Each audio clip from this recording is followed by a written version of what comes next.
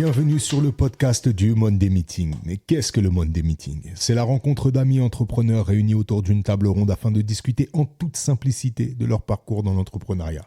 Et pour ce faire, je suis toujours en compagnie de mes deux fidèles comparses et associés. J'ai nommé Félix. Yes, salut à tous. Et j'ai nommé Serge.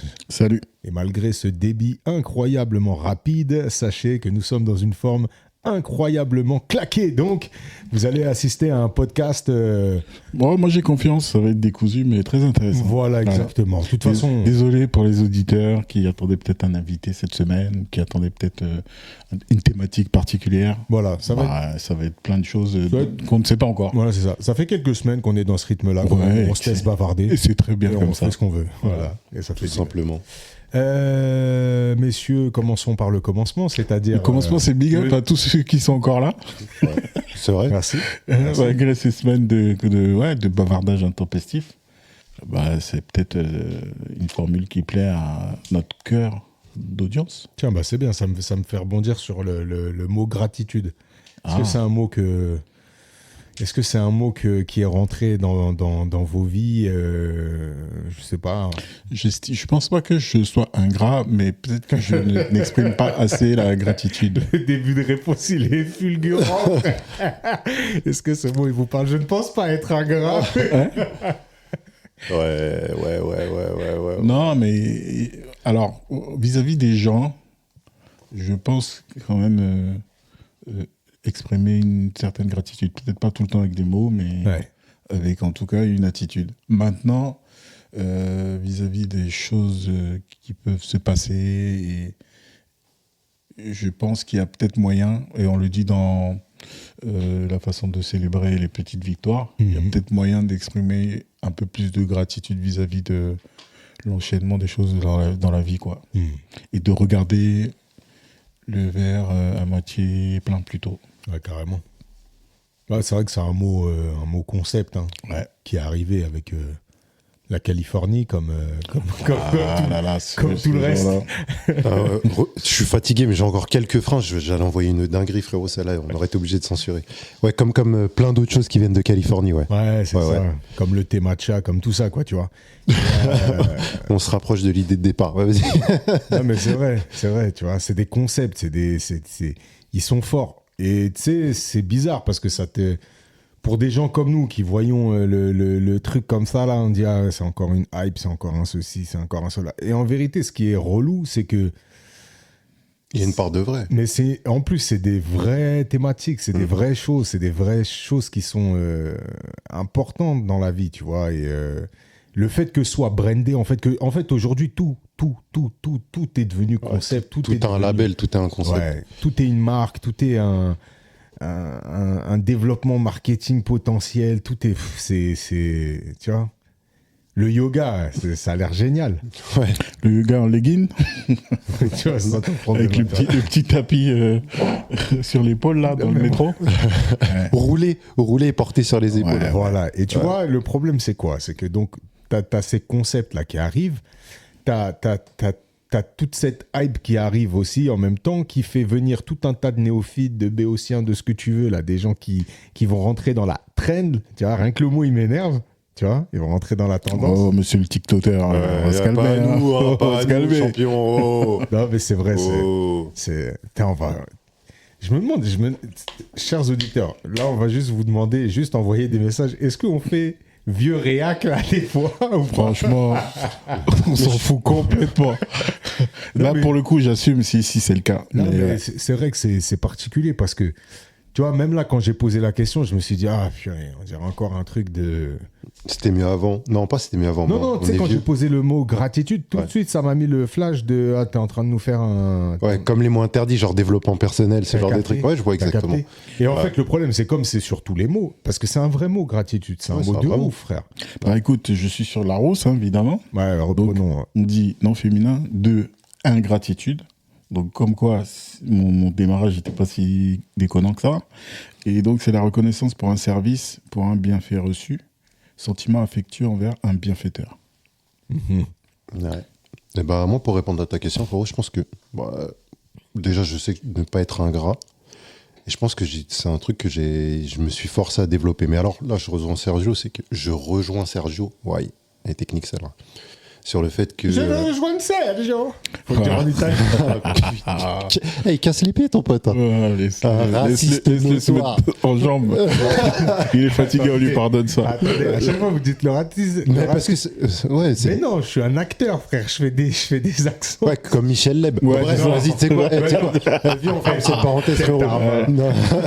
Non, je te disais, je suis pas un ingrat, frérot. Très mauvais. C'était mauvais d'entrée de jeu. Mais non, attends, on est obligé de faire pause là, frère. T'es sûr que tu veux t'enfoncer? Michel Leb, alors le problème déjà, c'est que son accent, il est très mal fait. Voilà, premièrement. Alors que quand j'ai fait le Sergio, tu vois, ça c'est bien, c'est bien. Deuxièmement, c'est le propos qu'il avait à l'intérieur, il était plus qu'insultant. Et deuxièmement, on voyait pas le second degré. C'est-à-dire que là, il faisait rire au premier degré pour une armée de gens qui voulaient rire premier degré. Tu comprends, ouais. Voilà. J'accepte toujours pas ça. Mais bref, je parlais de l'ingratitude. On peut parler sérieux un peu ou pas? Pas aujourd'hui. Ok, ça marche. Mais je disais que j'étais pas un ingrat et que j'avais peu de reconnaissance, c'est vrai, parfois pour les choses de la vie, mais par contre, pour les gens, ça, c'est un truc que j'ai toujours eu, tu vois. Même quand c'est des gens qui m'ont déçu, fait du mal, fait du tort, c'est un truc que j'arrive toujours à garder dans la balance quelque part dans un coin de ma tête. Non, il faut les fumer quand même. Non, mais tu vois, non, c'est. Ah ouais, aujourd'hui, ça va être particulier. Non, mais il faut pas oublier la part de bien que les gens t'ont fait. Non, je déconne, évidemment, les gars. On peut se tromper dans la vie, tu vois, tout le monde a droit à l'erreur. Mais il faut les fumer quand même. Est-ce que tu arrives à être en gratitude envers toi-même? Non, je pense pas.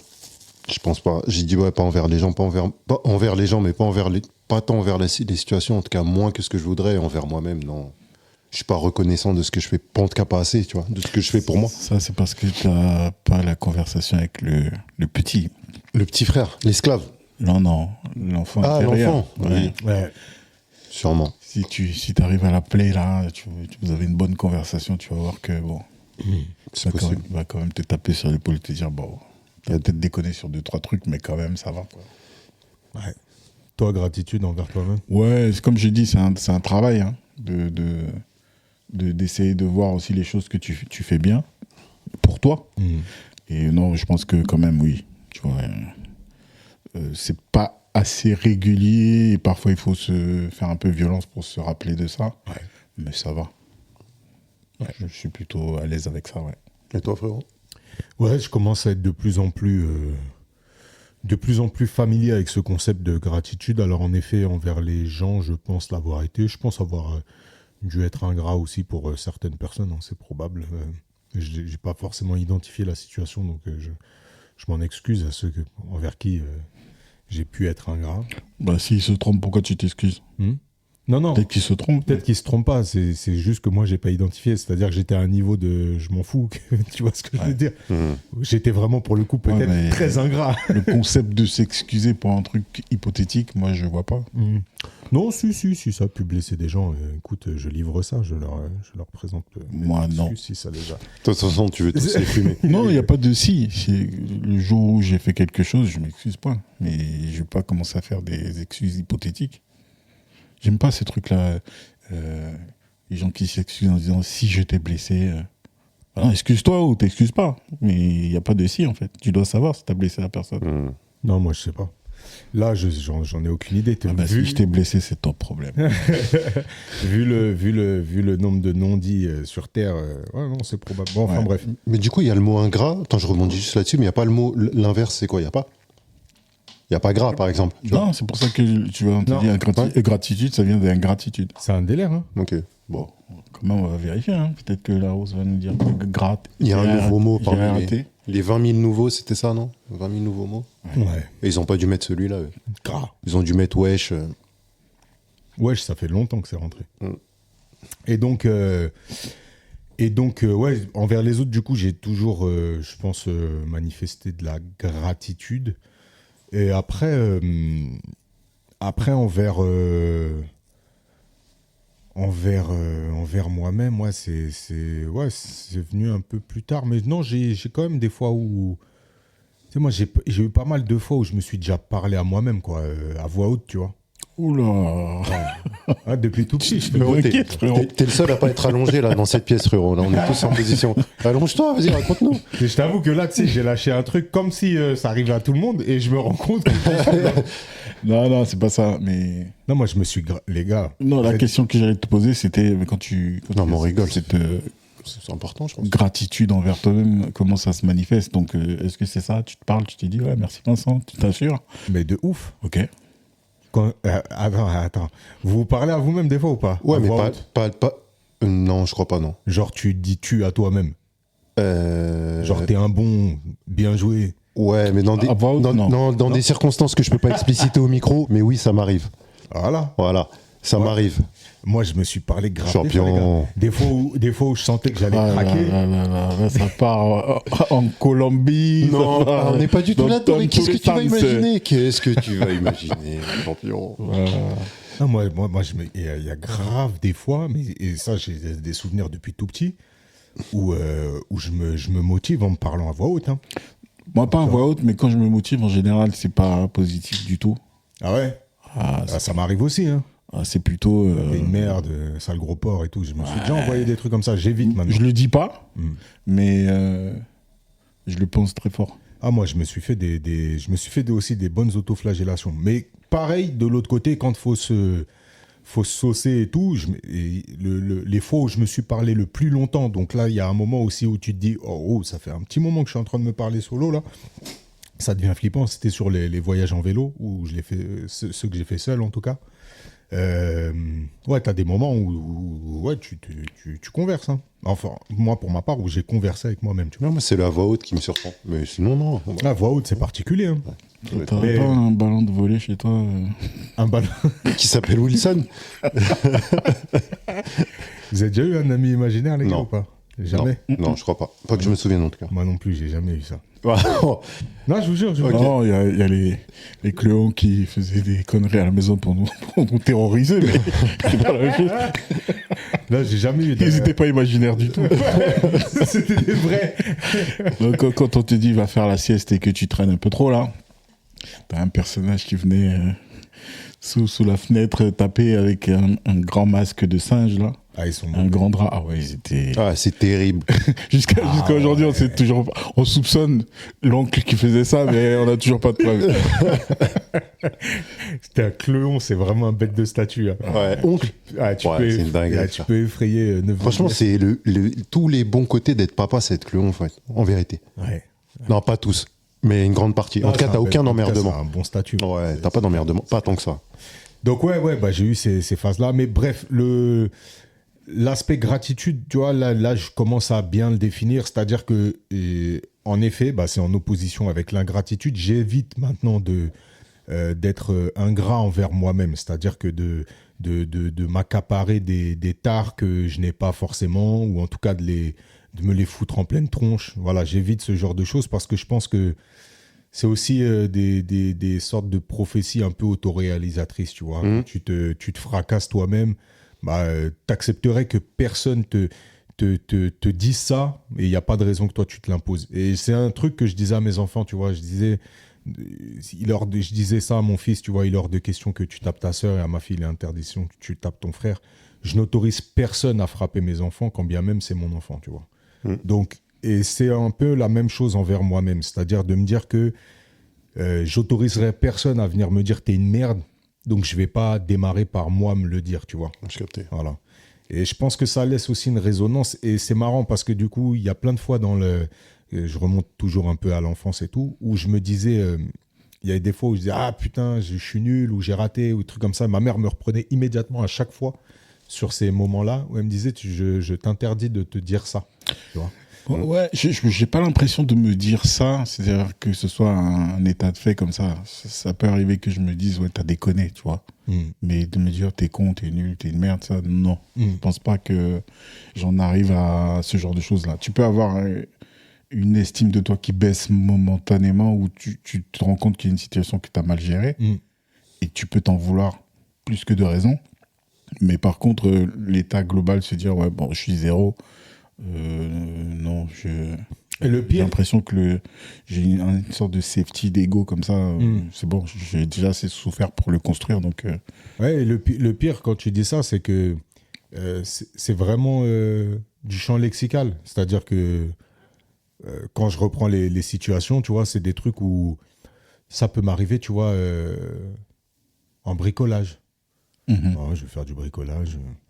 Et puis, je vais scier ma planche ou un truc comme ça. Et puis, d'un coup, je me rends compte que j'ai pas pris le bon angle. Tu vois, c'est le mauvais angle. Et je viens avec ma planche et ah merde, c'est pas le bon angle. Et dans ce genre de situation, je vais largement pouvoir me dire ah putain, je suis une merde.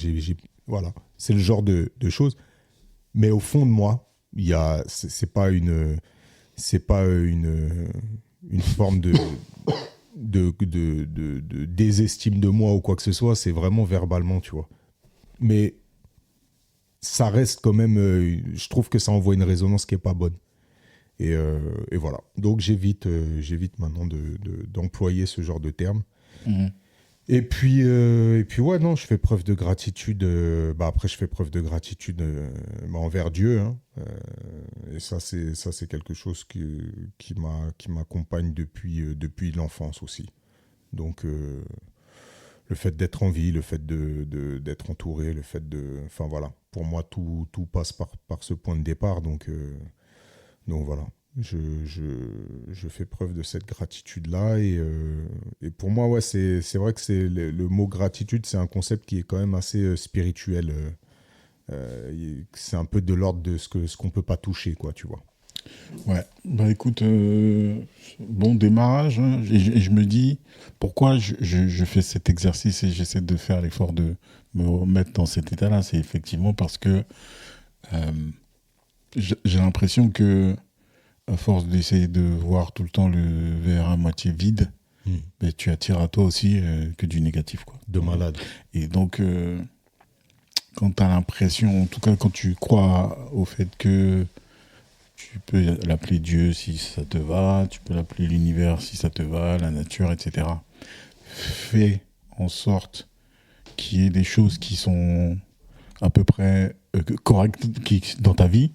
Je pense qu'il faut aussi, comment dire, prendre conscience, ou en tout cas, je ne sais pas comment l'expliquer, mais il faut montrer que tu as conscience qu'il y a des choses qui tournent dans ton sens. Même s'il y en a qui vont dans l'autre, bah, comme on dit, tu regardes le voisin, tu te rends compte que tu as quand même de la chance, quoi. Donc, pour moi, ça pousse à... Le pauvre voisin. Pour moi, ça pousse à être dans cet état de gratitude, en tout cas se rappeler de temps en temps que c'est pas si noir qu'on veut le dépeindre, quoi. De malade. Mais il y a vraiment un aspect vraiment, vraiment, vraiment perceptif. Hein. Et quand je dis la prophétie autoréalisatrice, c'est ça. Il y a tu sais, c'est un peu comme ce courant de pensée qui te dit qu'en gros, t'es vraiment maître de tes actes et de ta vie. En gros, tu mérites ce qui t'arrive, tu vois. Il y a ce courant-là de se dire qu'en gros, il y a une forme de... Je prends ma vie en main, je prends mon destin en main, mais je prends ma vision en main et j'en fais ce qui doit être fait, quand bien même il m'arrive les pires des merdes, tu vois.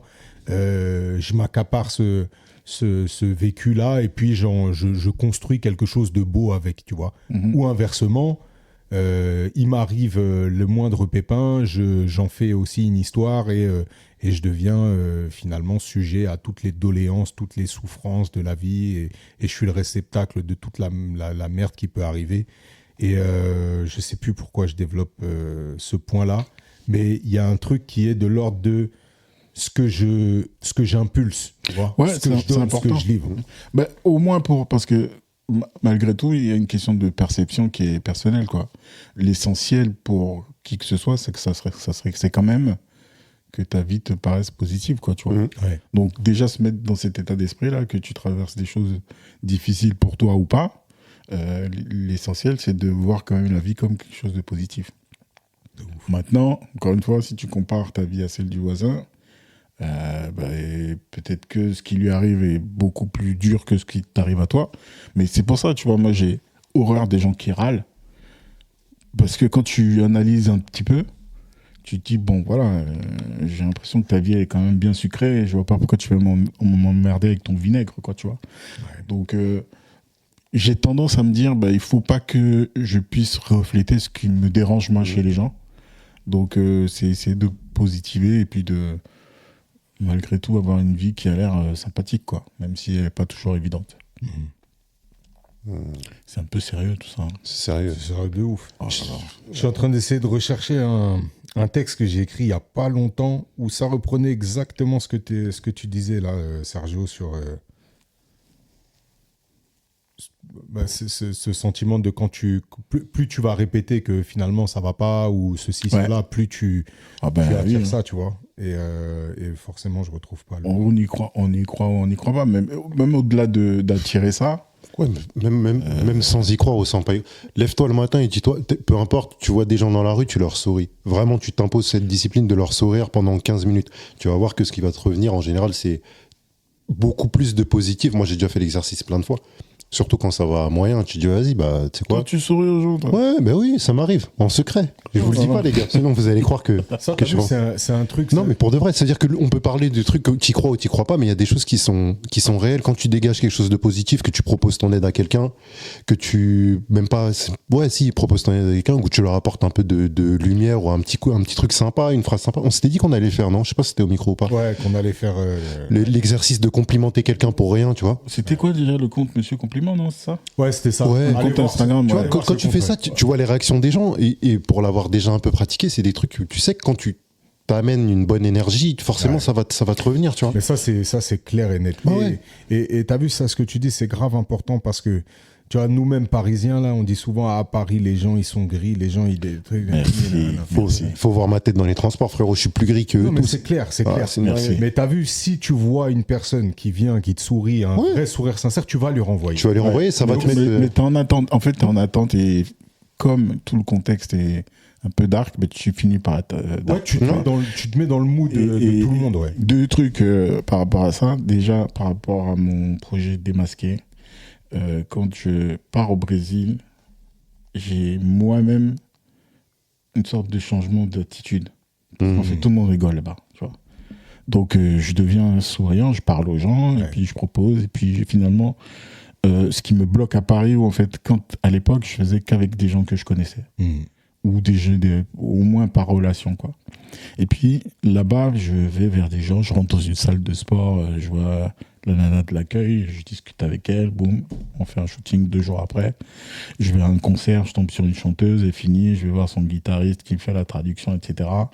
Le lendemain, on se retrouve au centre-ville, on shoot. Et quand je reviens à Paris, je dis, mais pourquoi tu fais pas ça ici? Ouais.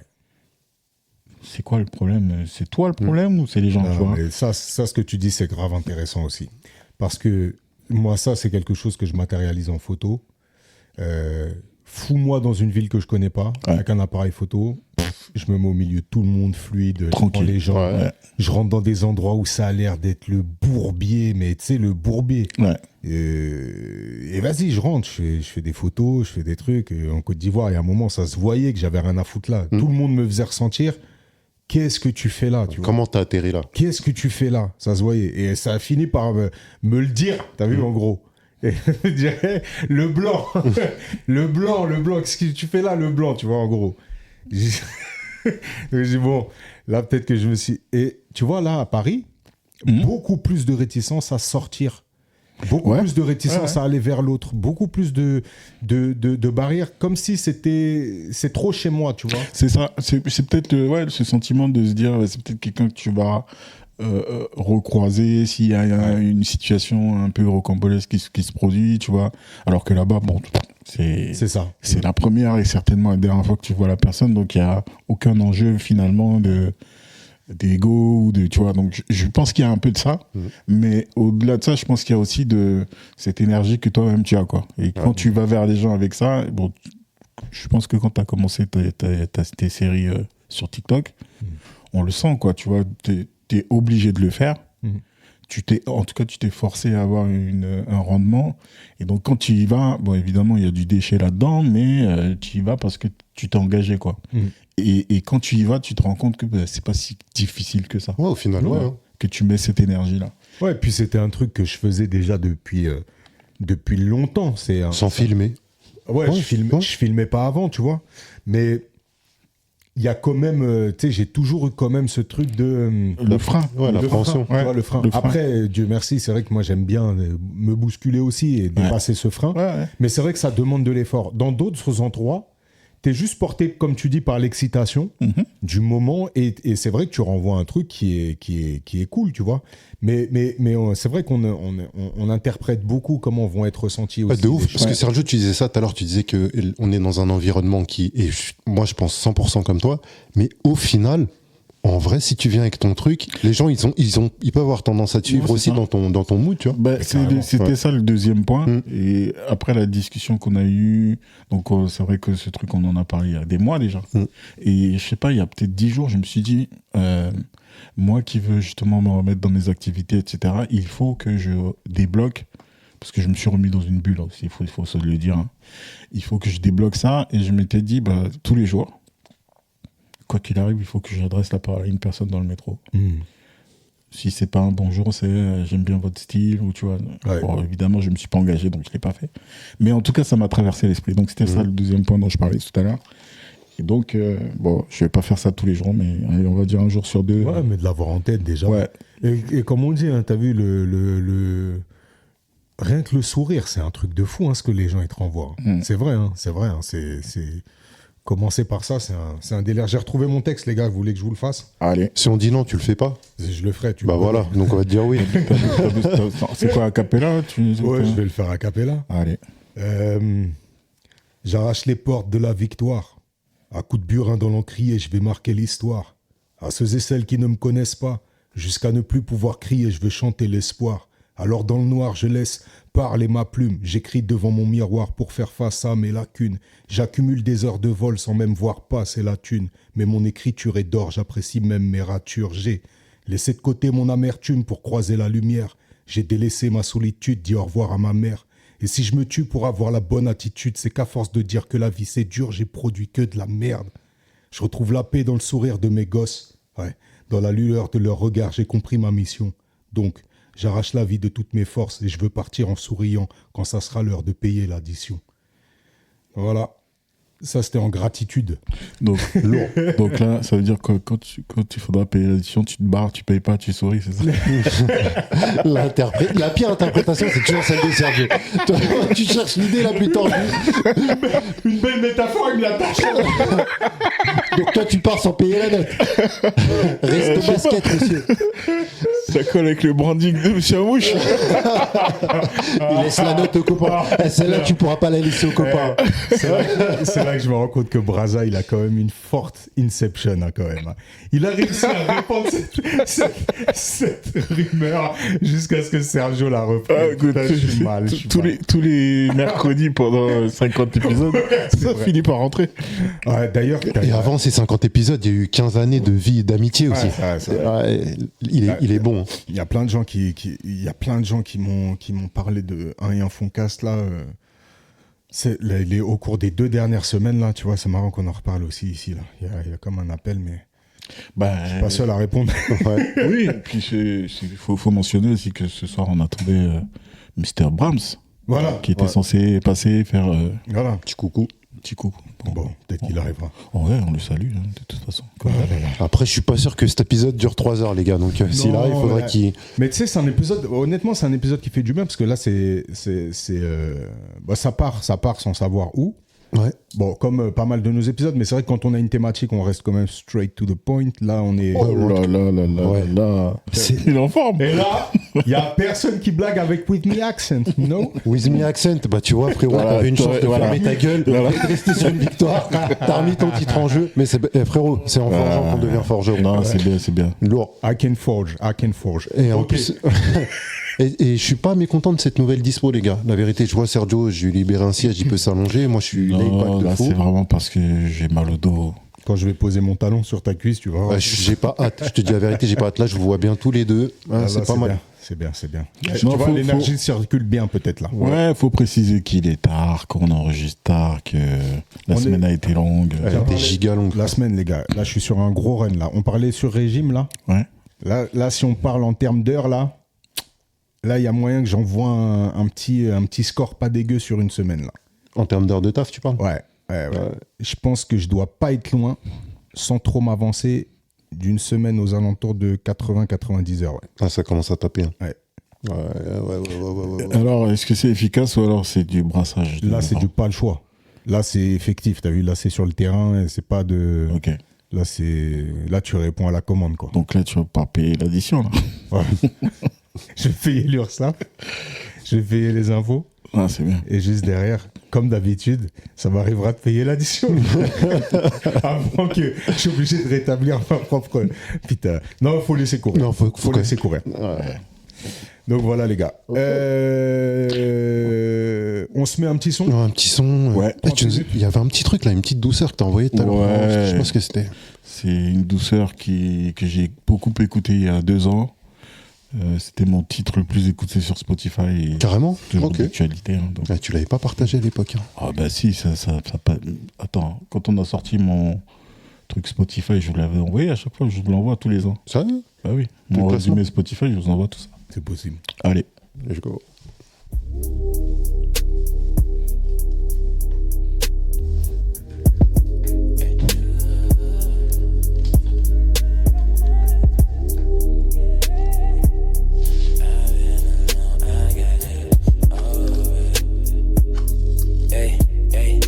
Girl, I'm so loaded, body feeling like it's floating, drinking more than I should. Got me talking crazy right now, like why the fuck are you waiting? Shorty, all I'm saying is if you keep explaining, you really gotta stop caring.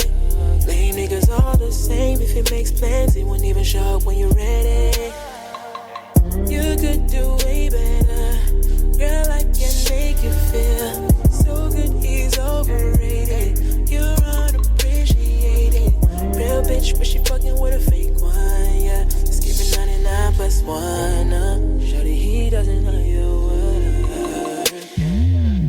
You want a man, make it love you. You won't regret if you fuck me. Regret it, I swear. Right on my way, bitch, you're damn. C'est bien doux, ça. C'est bien doux. Ouais. Bien cool. Yo Train. Bah, pour la petite histoire, c'est vrai qu'on n'en parle pas souvent de nos morceaux, mais c'est un artiste donc, qui vit aux États-Unis, mais qui, pour la petite histoire, c'est un Gabonais qui a grandi en France, Ok. et qui est parti s'installer là-bas et qui fait un carton dans tout cet univers un peu R&B, trap soul. Là. Ok. Voilà, c'est un peu ma cam quand je suis dans une ambiance créative, j'aime bien. Ça me fait penser à un son qu'on écoutait là. On l'avait écouté, je me rappelle, en boucle une fois. On avait fait un appel d'offres ensemble chez Watt. Ah. Plaza Run, je sais pas si on l'a déjà mis dans ce. On va mettre ça tout à l'heure. Ouais.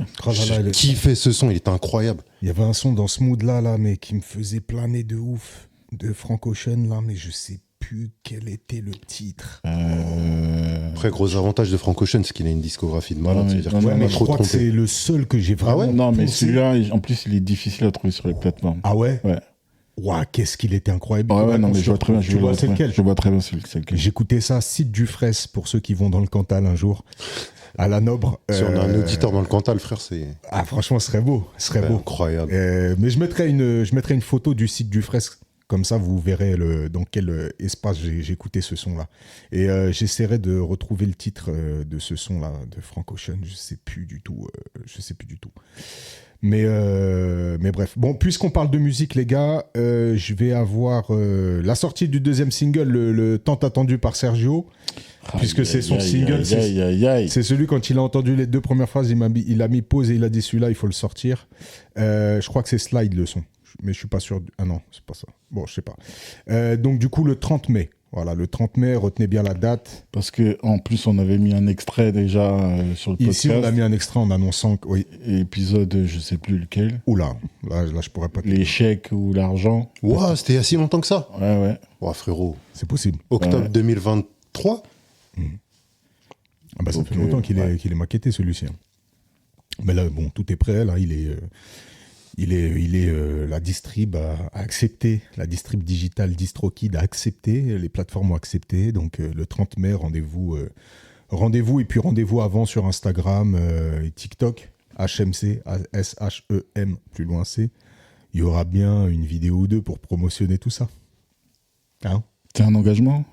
Oui, c'est un engagement. Oui, c'est un engagement. Elles sont prêtes les vidéos? Ben non, bien sûr que non. Ok. Bien sûr que non. Et ça sort le 30 mai. Je vous ai dit 90 heures, 100 heures. On peut monter à 100 heures pour la on semaine. peut les mettre, parce qu'on est le combien là? On doit être pas loin. On est le 18, tout simplement. Et... Dans 12 jours en gros. Voilà. Ah oui, donc du coup, quand vous allez écouter cet épisode, ce sera déjà sorti le son. Donc vous pourrez aller l'écouter immédiatement.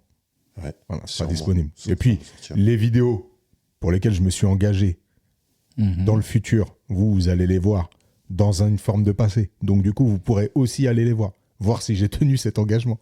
Ouais. Voilà. Mal de crâne. C'est une sorte de retour sur le futur. Ouais. Le voyage dans le temps, les mecs. Alors, on en parle? Non, on n'en parle pas, frère. Parce que, selon la théorie des cordes, il pourrait... c'est quand même vertigineux. Hein. Mais on va pas en parler, les gars. L'univers, c'est quand même vertigineux. Mais on va pas en parler. La musique, Sergio, tu as toujours dit que ça jouait un rôle important dans ton processus créatif. Très important. C'est quoi? Alors, c'est difficile de décrire des sensations que moi je suis obligé de traduire justement par le dessin, la peinture ou par le sommeil, un état de béatitude. Tu vois, il y a des choses comme ça qui peuvent te tirer. En tout cas, ça fait vibrer certaines émotions, quoi. Donc, tu peux avoir des choses qui te mettent dans un état un peu de mélancolie. C'est une grosse partie de moi que j'avais peut-être un peu de mal à admettre, mais c'est des choses qui me font vibrer certaines cordes chez moi. Et ça peut être la musique, ça peut être du film, tu vois. Ça me prend souvent d'être ému en regardant certaines scènes de films. Ça peut être, parfois ça m'arrive même en regardant un match de foot, hein, tu vois, de voir quelqu'un vivre une émotion tellement forte que cette même émotion m'envahit. Donc étant super sensible, j'ai l'impression que j'arrive à ressentir à travers la voix de quelqu'un, à travers certains accords, des émotions qu'ils essaient de faire passer. Et c'est pour ça que j'ai toujours dit, ça m'inspire beaucoup, et deux, j'ai toujours été jaloux un peu de ça, de me dire, si un jour j'arrive à faire passer une émotion à travers ce que moi je produis visuellement, j'aurais fait un grand pas vers celui que j'aimerais être, quoi. Donc ça a toujours été un moteur. Donc il y a plein de choses comme ça, hein. Dédicace à mon pote Richard que vous avez rencontré. Je l'ai croisé donc sur un événement à Paris où je faisais une performance body painting, on a sympathisé, et puis il a commencé à m'inviter régulièrement. Il était à l'époque curateur dans un musée près d'Amsterdam, et donc il m'a invité à faire des événements là-bas, donc des performances body painting, live painting, pas mal de choses très sympas. Et à chaque fois que je venais, donc c'était financé par le musée, mais j'essayais de rester un peu plus longtemps.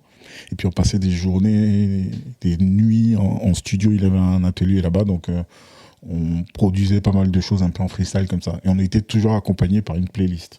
Donc de temps en temps des morceaux à moi, de temps en temps les siens. Et puis on s'est rendu compte qu'il y avait une trame quand on est dans ça. Donc soit tu as besoin de te réveiller, tu as des trucs très rythmés, donc ça peut être du hip-hop, ça peut être musique africaine, etc. Mais il y avait aussi... un peu comme ce qu'on vient d'entendre, des trucs un peu planants, lents, mélancoliques. Et puis donc en rigolant, on disait tiens, mettons notre playlist de dépressifs, tu vois. Donc il y a quand même un truc comme ça qui, moi, m'inspire beaucoup. Et je travaille beaucoup de nuit aussi. Donc j'ai l'impression que ça match avec ce truc où tout est calme, on a l'impression que tout va beaucoup plus lentement. Et du coup, j'ai l'impression que ma contrainte de temps, où j'ai tout le temps le cerveau qui est à 1000 à l'heure, dans ces états-là, tu vois, j'ai l'impression que tout se pose et je vois les choses de plus clairement et je peux poser un peu mes actes plus tranquillement, on va dire. Je me reconnais à 200% dans ce que tu racontes là, notamment sur la nuit et la mélancolie.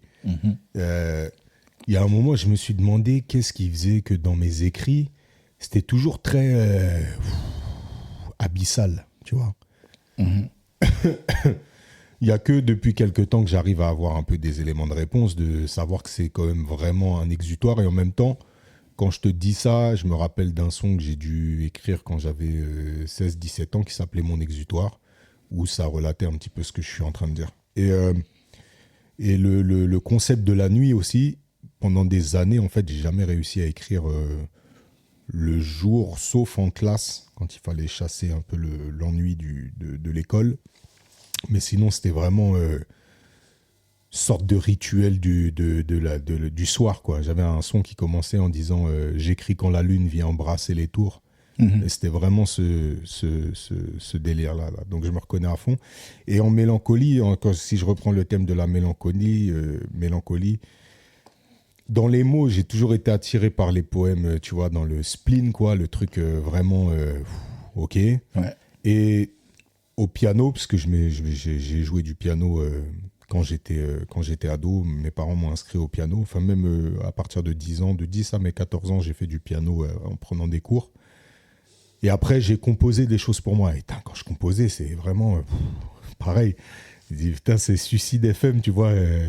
Mais je trouve énormément... Enfin, c'est là-dedans que je vibre de dingue. Et c'est bizarre à dire parce que c'est un truc, au contraire, qui m'anime. C'est-à-dire que c'est pas le truc qui me pousse vers quelque chose de morbide. Au contraire, c'est quelque chose qui me donne... dans lequel je me sens vraiment vivant. Quand tu parlais d'accords... Ouais.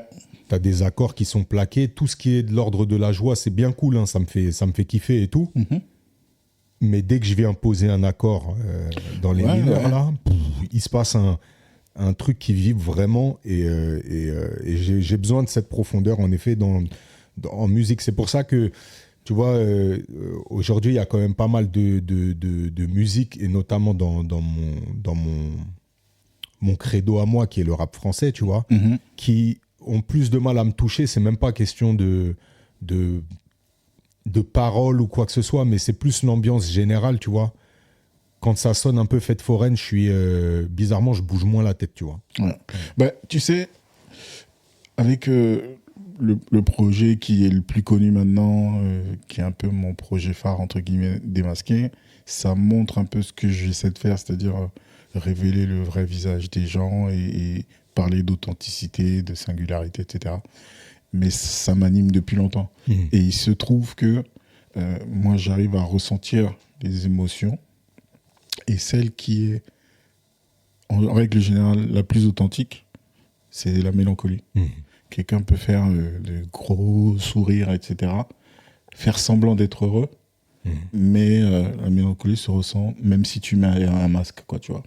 Et c'est plus difficile de certifier un sourire que de certifier des larmes. Quand la personne est vraiment triste, tu vois, on fait pas semblant, quoi, tu vois. Ouais. Ou alors ça se voit tout de suite. Donc c'est pour ça que, tu vois, quand tu parles de ces accords-là, c'est des choses, tout de suite, ça vibre d'une certaine façon. Alors que une musique plus joyeuse, bah, tu peux toujours t'interroger sur... c'est peut-être toi qui as envie d'être joyeux à ce moment-là, tu vois. Mais une musique qui vient te prendre même quand tu es en pleine euphorie, etc., qui vient te chercher sur cette mélancolie dont on parle, bah, tu le vois, quoi, qu'il y a quelque chose de particulier. Et c'est pour ça, tu vois, quand on faisait le préambule donc, de cet épisode, on se disait qu'est-ce qu'on va faire, est-ce qu'on va pas parler de recommandations. Et moi, je recommande par exemple d'aller voir Sinners, où moi, il y a des choses dans la façon dont les gens se meuvent et comment les notes sortent de leur corps ou de leurs instruments. Moi, ça me prend au trip et tu vois, il se passe quelque chose de très très fort, tu vois. Le blues, t'as vu le blues, ça ment pas, hein. La soul, même dans les termes, ça ment pas. La soul, c'est l'âme. Et dans le blues, quand on dit aujourd'hui quelqu'un il a le blues, c'est parce que ce qui est raconté, c'est authentique, c'est véritable, c'est ça. Et ça vient de... C'est viscéral, tu vois. C'est un truc qui vient des tripes et c'est... Et en fait, dans la façon dont c'est joué, c'est-à-dire que si tu écoutes des sons de blues, de soul, d'époque, y a un truc, tu sens que c'est un truc un peu transcendantal, quoi. C'est-à-dire que tu portes une histoire dans la voix, tu vois. Et c'est... Ouais, en tout cas, moi, c'est vrai que c'est des choses qui me... J'aime beaucoup en parler, même si j'ai du mal, parce que c'est tellement viscéral, comme tu dis, que j'essaie de trouver les mots pour expliquer ce qui se passe en moi, mais c'est formidable. C'est marrant qu'on aille sur ce terrain-là de la musique, sincérité, authenticité, et ce qui se dégage comme énergie quand on a ce rapport-là. peut-être à la créativité. Parce que dans la semaine, là, et je ne peux pas vous le situer, je ne sais plus du tout si c'est suite à l'exercice qu'on s'est donné d'ailleurs la semaine dernière à se caler devant un mur blanc. Ah oui. On va en parler après. Oui, effectivement. En tout cas, cet exercice-là, je ne sais pas ce qu'il a remué, mais il a remué des choses, je pense, parce que j'ai une sorte de... Je ne peux pas dire de vision clairement définie, mais une sorte de sentiment que justement dans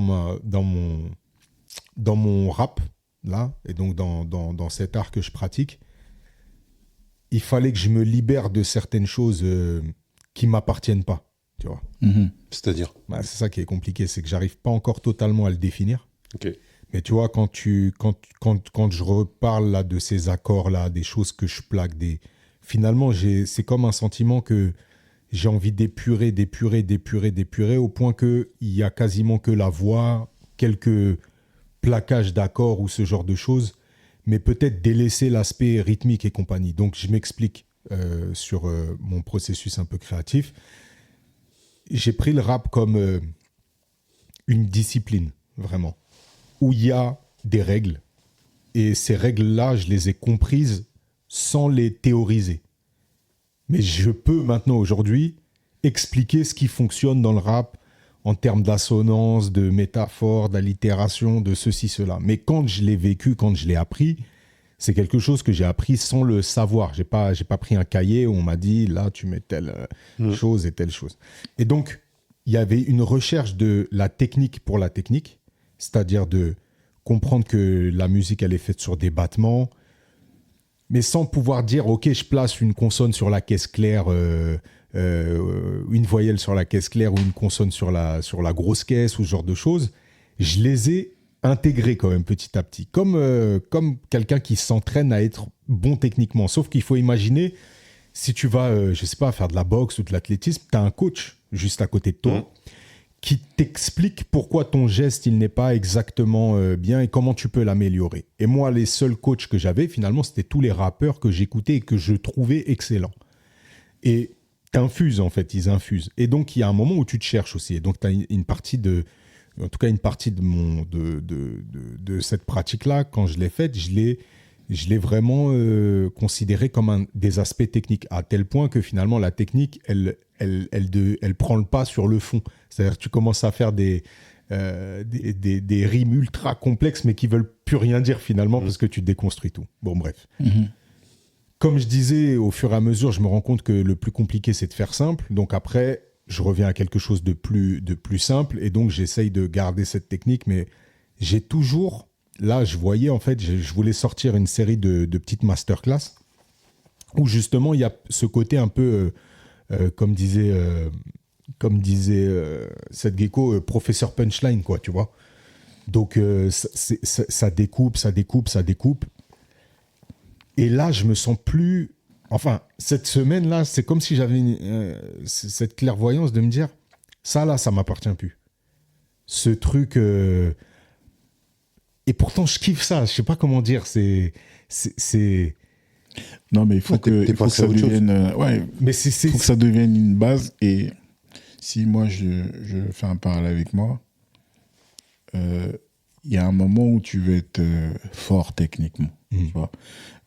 Donc ça va être beaucoup de travail, exécution, sketch, tout ça. Donc tu fais ce boulot-là, mais il y a un moment où, et j'en avais parlé, je pense, sur le 1 et 1 Foncast, où en fait tu répètes la même chose, mais tu te rends compte que les œuvres qui te marquent toi, parce que c'est ça le début. C'est ça. Tu vois, le début, c'est dire j'en suis content parce que ça me fait vibrer différemment, quoi, tu vois.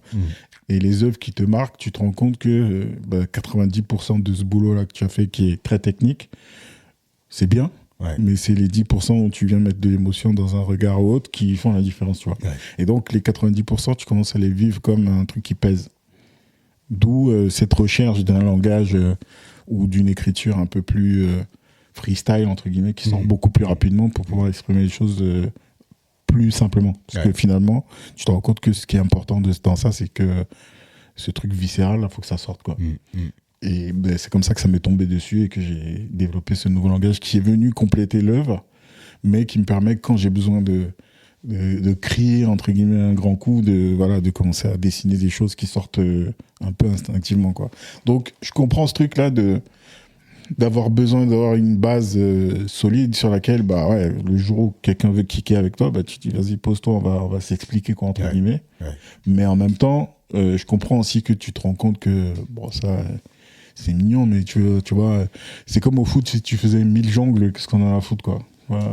Ouais. L'essentiel, c'est qu'est-ce que tu fais quand c'est chaud, quoi, devant le but. Tu vois. Donc, je vois ce truc-là. Maintenant, comment ça se matérialise pour toi et vers quoi ça va te mener? Bon, tu me diras quand sur ton plafond, ce sera dessiné un truc. Non, mais je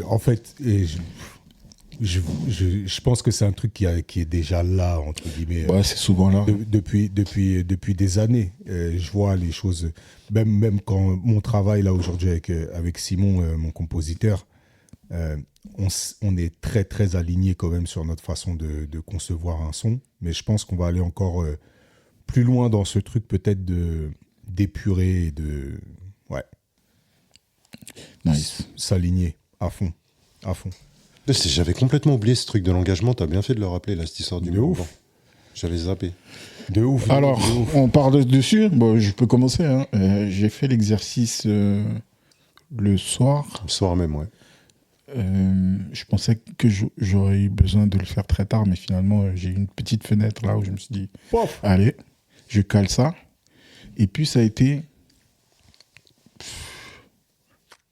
j'ai envie de dire presque trop facile. Parce qu'en plus, avant ça, vous l'aviez fait avant moi. Ouais. Félix, tu m'as expliqué certaines choses sur la fin où tu avais été un peu frustré. Enfin, je te laisserai raconter ça. Donc, j'avais déjà comme des a priori. Sauf que quand je me mets dedans, je me dis, tiens, ça ressemble beaucoup à ce que j'ai l'habitude de faire en méditation. On réexplique à nos auditeurs, ceux qui arrivent. Donc, en gros... il y a sur un podcast que j'ai l'habitude d'écouter, qui est celui de Steven Bartlett, Diary of a CEO, il recevait un psychiatre d'Harvard qui expliquait que le monde irait mieux si tout le monde prenait le temps de ralentir un peu son cerveau et de s'habituer à ne rien faire. Et l'exercice qu'il propose, c'est de se mettre face à un mur blanc, 1 heure, je ne sais pas si c'est par jour, en tout cas régulièrement, de se mettre dans cette position-là et de voir comment son cerveau réagit par rapport à ça. Donc c'est dans un monde où on est surstimulé dans tous les sens, là, il n'y a plus rien. Donc le cerveau va réagir en fonction des différents profils. Ça peut être très violent, ça peut être des gens qui y retrouvent un certain confort, ça peut développer la créativité. Mais en gros, il faut faire cet exercice-là parce que le cerveau, comme un muscle, a besoin de travailler ces conditions, qui sont des conditions normales, mais qui ne le sont plus parce que, justement, trop de surstimulation dans tous les sens, quoi. Donc, je m'étais dit, tiens, je vais le faire parce que moi, je suis adepte pas assez même d'ailleurs, mais de méditation et que au départ, quand on m'a parlé un peu de méditation, je voyais un moine bouddhiste sous une cascade d'eau, tu vois. T'as vu la trend californienne. Voilà, et puis finalement, quand tu lis un petit peu et qu'on te propose des exercices on te dit des trucs tout simples. Hein. Le but, c'est que si tu commences à maîtriser ça, tu peux le faire partout. C'est-à-dire que si tu es dans ton métro, par exemple, tu peux faire de la méditation. Donc, ce qu'on appelle en pleine conscience, c'est de justement pas forcément s'isoler du monde extérieur, mais de capter un peu tous les signaux, d'abord de soi, de son corps, mais aussi si tu entends un bruit ou autre, tu vois, c'est pas un truc qui doit suspendre ta méditation. C'est pas pour t'envoyer dans un autre monde, c'est pour mieux comprendre ce qui se passe dans ton corps et d'accueillir ces émotions, de les gérer, entre guillemets, quoi. Donc, quand je commence ça, tu vois, je me dis, tiens, c'est un outil qui peut paraître, parce que par méconnaissance, peut paraître un peu folklorique, mais en fait, qui est très utile, quoi. Donc, quand je tombe sur cette vidéo du psychiatre, je me dis, tiens, je vais essayer. Et en fait, j'ai jamais embrayé. Parce que, comme d'habitude, quand on ne s'engage pas à faire les choses et qu'on en a plein à faire, il y en a plein qui passent à l'as. Donc, je fais ce truc-là et je me sens plutôt à l'aise. Tout de suite, ça commence à se bousculer. Et puis, en fait, au début, je travaille. Tu vois, je suis sur mes projets. Tu vois, ce que je fais à chaque fois que j'ai un petit peu de temps, quoi. Ouais. puis je coupe ça, et puis je dis, tiens, je vais me faire un petit scan, parce que j'ai l'habitude de faire en méditation aussi, je fais le scan, et puis j'ai du mal, en fait, à rentrer dans le scan. C'est-à-dire qu'à chaque fois, j'arrive à un endroit, je me pose... Je pense que physiquement, j'étais pas bien. J'avais un peu mal partout, donc en fait, le scan, il était dégueu, quoi, tu vois. Ouais. T'arrives là, t'as des inconforts partout, donc tu sors un peu de ça. Et je me rappelle plus trop ce que c'était, mais je sais qu'à la fin, il y a des trucs qui commencent à se débloquer, tu vois, ce que tu disais par rapport à ta musique, etc. Il y a des trucs qui se débloquent et tu dis, mais ça fait 2 semaines que je cherchais la solution à ce truc, ben je l'ai. Là, je peux pas vous le dire parce que justement, ça m'est échappé, mais je l'ai noté quand même. Hein. C'est-à-dire que dès que j'ai fini la session, comme d'habitude, j'ai noté ça quelque part et je me suis dit, ah tiens, ça serait pas mal. Il me semble que c'est sur les formats de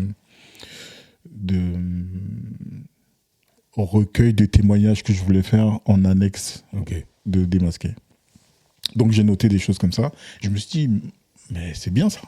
Tu vois, quand tu éteins un peu le bruit là, donc il y a une partie un peu inconfortable que je ne saurais pas situer parce que justement en fait, on a fait 30 minutes nous. Et j'ai mis le réveil à la fin et quand ça a sonné, tu vois, je me suis dit, bon, j'aurais pu faire plus longtemps. Ouais. Mais tu vois, tout ce qui s'est passé, je ne saurais pas dire, tiens, ça c'était à 5, ça c'était à 12 minutes, tu vois. Tout, c'est une sorte de gros paquet comme ça, où tout s'est passé un peu en même temps, quoi, tu vois. Ouais. Donc je ne saurais pas dire à quel moment le scan, peut-être au bout de 5 minutes, je me suis dit, je vais me scanner, mais je ne sais pas si j'ai scanné 5 minutes ou si j'ai scanné 10, quoi, tu vois. Ouais. Donc intéressant, faudrait peut-être le prolonger. Mais pour le prolonger, je me suis dit qu'il me faudrait quand même un contexte, et on en avait parlé avant, un contexte beaucoup moins stimulant. Ouais. Parce que j'étais carrément obligé de mettre un bandeau autour des yeux pour pas regarder ma fenêtre, puis la lampe, et puis etc. Tu vois. Il faut que j'ai vraiment un truc neutre autour de moi. Ouais. Ouais, moi, c'était une expérience très particulière en vérité, parce que je me suis précipité à la fin de notre enregistrement. Je savais que c'était ma seule fenêtre de tir avant, enfin je supposais en tout cas avant pas mal de temps. Donc je suis parti me foutre, je pense 15 minutes après devant le mur blanc. Et c'était particulier. Et déjà, visuellement, j'avais la chance d'être dans un endroit où j'étais pas stimulé. En fait, j'ai fait en sorte de rien avoir à part du blanc autour de moi. Et j'ai vu déjà visuellement, j'ai vu le blanc changer de couleur plein de fois. Vraiment. Des aspérités apparaître, disparaître. Donc visuellement, c'est très très troublant. Tu vois, s'il y en a qui sont un peu fans de manga, Dragon Ball Z, la salle de l'esprit et du temps, quand il y a juste une étendue blanche et que tu perds les repères, donc la notion, et je rejoins Sergio là-dessus, la notion du temps et de l'espace, c'est vraiment très très très suspendu. Ouais. Tel point que moi j'ai mis un réveil, et je vais commencer par la fin. Le réveil, il m'a sorti de cet état-là alors que j'y étais très bien. Et sur le coup, je ne l'ai pas analysé, mais j'ai passé toute la soirée frustré et en colère à la suite de ça, en fait. Parce que j'ai l'impression de ne pas être allé au bout du processus. J'avais vraiment, comme je suis rarement, tu vois, vraiment ronchon, énervé, et j'étais pas bien, tu vois, pour de vrai. Donc je pense qu'il aurait fallu poster ce truc-là. Et pareil, j'ai fait un scan corporel, et au fond, je ne connaissais pas tant ce truc, je vous avais entendu en parler, je n'avais pas souvenir de l'avoir fait. Et ça a déclenché pas mal de choses chez moi. Le fait de passer par ses pieds, ça me rappelle tu vois, déclencher des trucs, des endroits où j'ai marché, j'ai plein de souvenirs d'enfance, des bagarres, des trucs, des souvenirs de blessures. Après, j'ai eu des endroits où c'était très fluide, les yeux, et ça s'est noué au niveau de la gorge. Tu vois, j'étais dans un truc où ça s'est noué et je comprenais pas pourquoi. Tu vois, j'avais une sorte de nœud et je le voyais apparaître clairement devant mes yeux, tu vois. Donc j'essayais et ça m'a permis de fouiller dans plein de souvenirs, des trucs par rapport à mon père, des trucs par rapport à mon enfance, des trucs qui n'étaient pas résolus. Et bizarrement, quand je suis passé sur le cœur, c'était le blanc, j'arrivais pas à scanner, tu vois. J'arrivais pas. Partout, ça passait. Mes bras, mon ventre, mon dos, mes douleurs, mais le cœur, ça passait pas, tu vois. Et donc c'était un épisode très, très, très troublant pour moi, mais qui m'a fait vachement de bien parce que, en fait, moi, pour le coup, ça, je vous l'avais dit en message, j'ai pas du tout été noyé par plein de trucs. C'était vraiment un moment très, très apaisant pour moi, qui suis toujours sur mon téléphone et tout. Ça m'a fait vraiment du bien. Et le fait d'en être arraché par une sonnerie, j'ai trouvé ça dégueulasse. Ouais, je capte. C'est comme si... tu vois, ça déchire déjà, parce que ça a été très révélateur, du coup. Ouais, de ouf. Non, en fait, là, tu vois, c'était marrant parce que je me reconnais. Je pensais pas du tout on aurait vécu la même expérience avec Sergio. Mais finalement, dans le truc de pas avoir du tout de notion du temps, pas savoir quoi s'est passé quand, combien de temps on a passé sur chaque chose, mais savoir qu'il s'est passé des trucs et que tu as eu des réponses à ce moment-là, tu vois, sur le fait de... Tu vois, j'ai réfléchi au fait de ne pas aimer parler. Est-ce que c'était quelque chose de bien pour moi? Et au final, que ça m'avait beaucoup servi dans ma vie. En fait, il y a beaucoup de choses qui sont alignées, en fait, pas mal, en très peu de temps. Mais c'est... Mais je pense que c'est vraiment une expérience. On ne donne pas beaucoup de conseils dans ce podcast, mais c'est un truc à essayer au moins. Il faut l'essayer. Mais encore une fois, tu vois, cette histoire de contexte, j'ai eu une discussion il n'y a pas très longtemps avec une amie qui me disait qu'elle avait fait les centres de flottaison. Ouais. Où tu es dans une sorte de bulle comme ça, où on te met une fréquence, où on te met rien, où on te met dans le noir, où on te met une lumière, ce que tu veux, et en fait, tu es dans de l'eau. Salée, dense, qui fait que tu flottes en fait. Donc t'es un peu dans un cocon, un fœtus, quoi, tu vois. Ouais. Et donc tu restes dedans, ça peut être 1 heure, je crois qu'elle avait fait 1 heure, je crois. Et ce qu'elle disait, c'est que au bout de ça, elle avait trouvé ça trop court aussi. Parce qu'elle commençait justement à pouvoir se mettre dans des états où elle pouvait développer des choses un peu plus... Ça, faut louer ça sur une Après, c'est une coach en neurosciences, donc au fait de tout ça. Hein. Et du coup, je pense que l'étape d'après, ça serait de se dire, je me mets dedans jusqu'à ce que... j'ai envie de sortir. Voilà, tu vois. Donc... dédicace à Carmelo Anthony, on va se faire une petite salle comme ça. Une petite séance de flottaison. On va aller chez lui. Ouais, voilà, chez lui. Et ouais, donc dédicace à Laurence qui m'a raconté son expérience et je le remercie. Je vais essayer ça, je pense. Bon, en tout cas, je vous rejoins à fond sur la perception du temps. C'est-à-dire que tu la perds très, très, très, très, très, très, très rapidement. Dès que tu sors des repères habituels. Hein. Donc, moi, ça a été mon principal élément de frustration. Donc, je l'ai vécu en plusieurs étapes. Donc, au début, très facile de rentrer dedans. Petit problème au niveau du contexte, c'est que moi, je l'ai fait sur un plafond, mais c'était le plafond de ma voiture, allongé dans la voiture. Donc, c'était pas ultra... Donc, il n'était pas blanc. Il n'était pas blanc. Il n'était pas blanc. Il n'était pas immense non plus. Donc Il n'est pas immense non plus, voilà. Et plein d'aspérité, puisque c'est du tissu, donc tu vois tous les trucs. Mais j'ai réussi à me mettre dedans, à essayer de me concentrer dessus. Alors, j'ai eu une première phase donc, relativement facile donc, pour rentrer dedans, où j'ai laissé les pensées aller. Deuxième phase où j'ai fait des piquages de nez intensifs, j'ai dû en faire 2-3 à 2 doigts de m'endormir complètement. Donc là, c'était une phase de détente.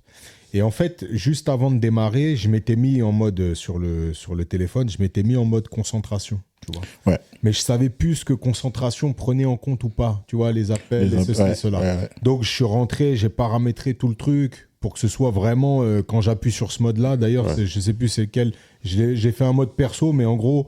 Celui-là, même il se passe rien. Voilà, même les gens qui sont dans mes favoris, ils peuvent appeler toute leur vie, il se passera que dalle, tu vois. Ouais. En fait, j'aurais dû éteindre. Ouais, ce que j'allais dire.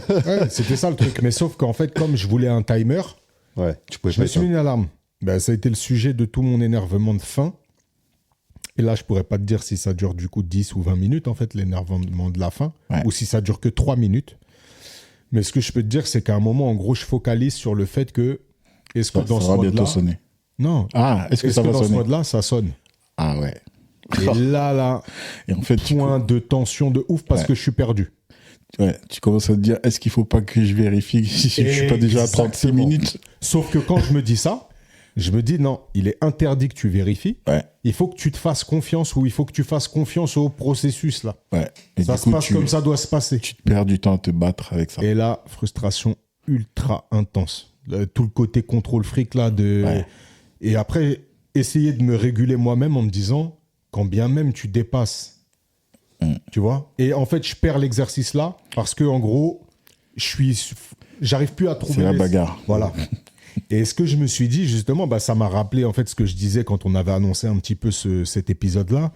C'est en théâtre, on fait cet exercice-là d'aller se rapprocher jusqu'à ce qu'on sente qu'on est le plus proche de l'autre. Et c'est un truc qu'on fait pour travailler la confiance en l'autre. Et j'ai jamais trop compris pourquoi confiance en l'autre alors que l'autre ne t'annonce que dalle, tu vois. Il est juste face à toi. Et il y a un truc que tu te rapproches jusqu'à ce que tu sentes que tu es proche, quoi, tu vois, de lui. Comme si tu pouvais le sentir. Tu vois ce que je veux dire ? Et ça révèle en gros la confiance. Et là, c'était le même truc. C'est-à-dire que je suis perdu dans le néant, là. Et il faut que j'arrive à me faire confiance, de me dire que ça va se terminer. Et que voilà.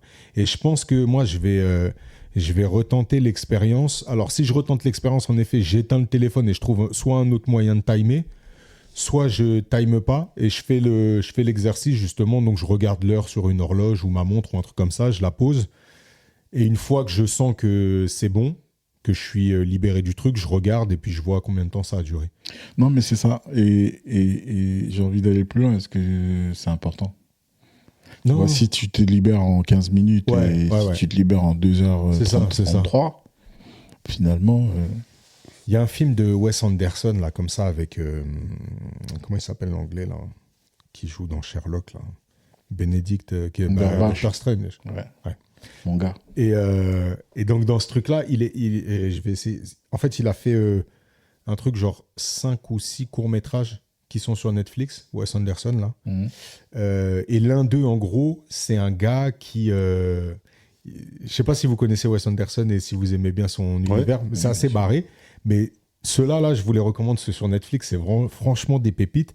Et donc, il y en a un sur un concept de méditation. Donc, c'est un gars qui entend une histoire venue d'Inde où, en fait, le mec, il arrive à tricher au blackjack. Et en fait, pour qu'il arrive à tricher, je sais plus si c'est blackjack ou un jeu de cartes, mais en gros, pour qu'il arrive à tricher à ce jeu, il faut qu'il rentre dans des états où, en fait, il se met, donc je vous spoile pas, mais il doit faire un exercice très récurrent et arriver à le faire le plus rapidement possible. Okay.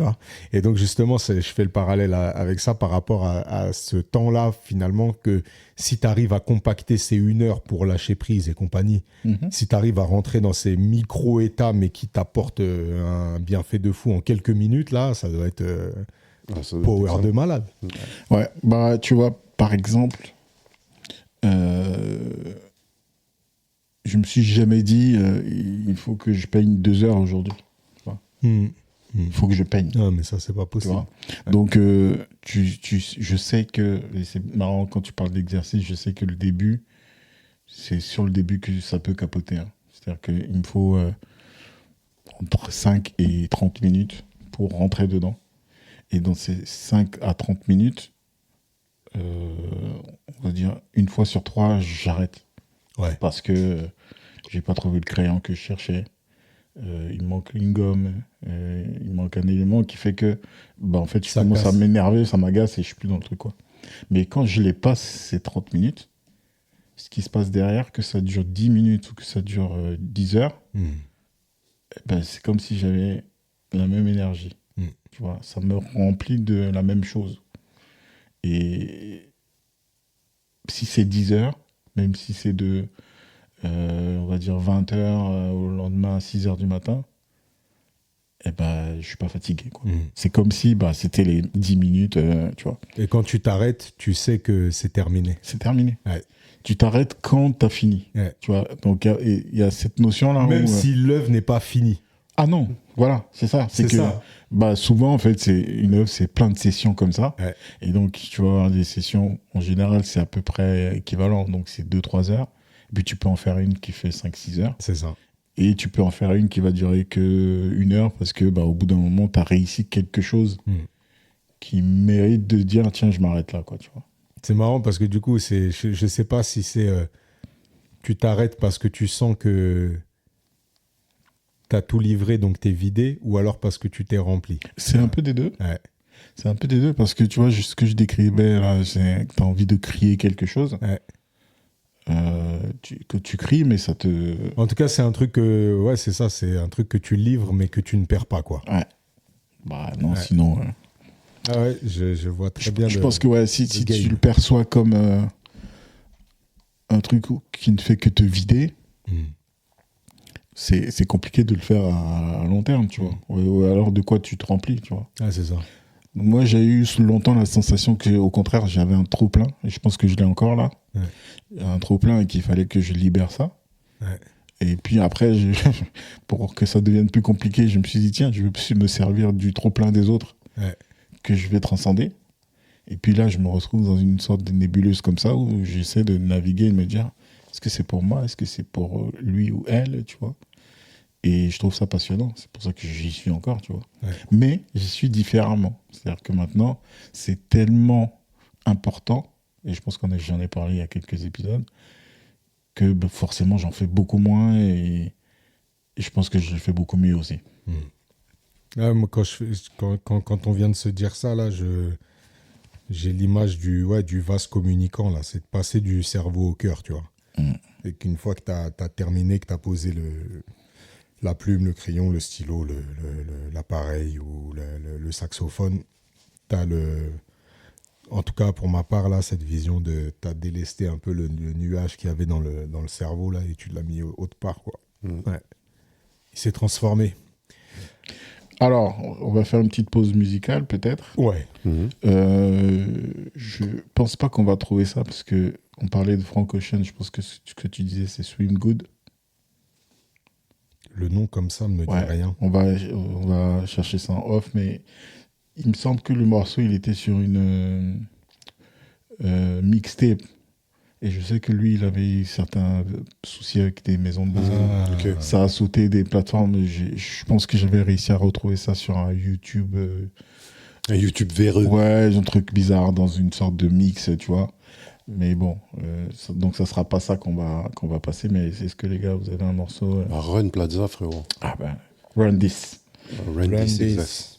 Exact.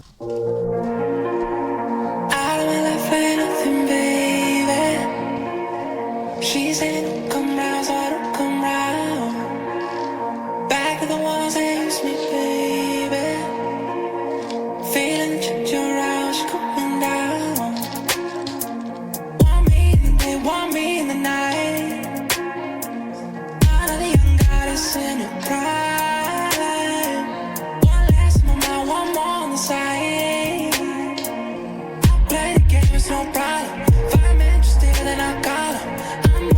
The lifestyle, she's getting born like all yeah, all I want everything and I want it all twice. Alright, do not tell me with pleasure, don't tell me with vice. I wanted you and the fame and the wild and the sex and the high, yeah. Whenever you are around, I cannot be the one to deny you. But you want it honest, baby.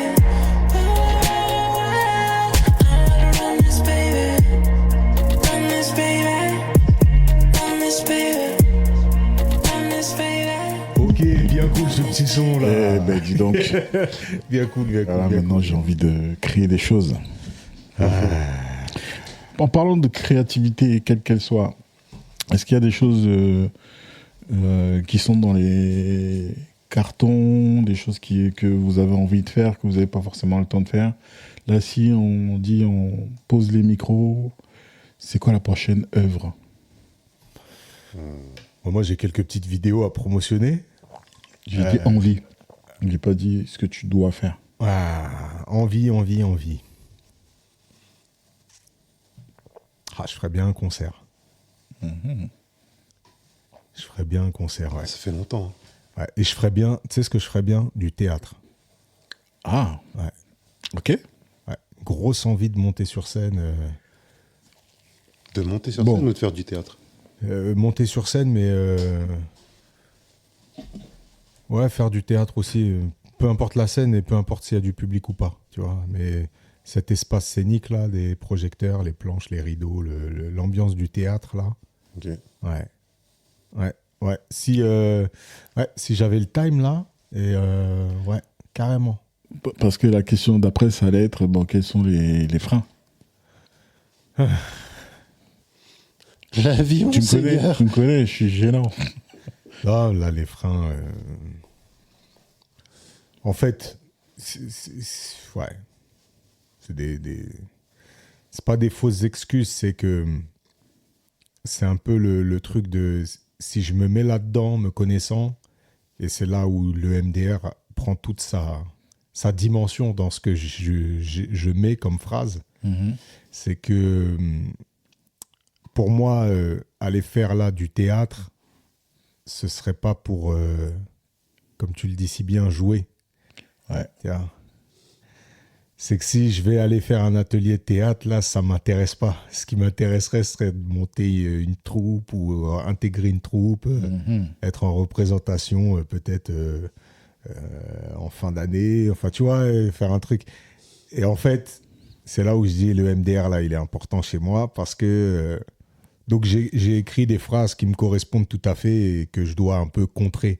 Donc, l'une des phrases, c'est « j'avance avec élan ». Ça, c'est ce que j'ai l'habitude de faire. Et juste derrière, et modération. Voilà. Ouais.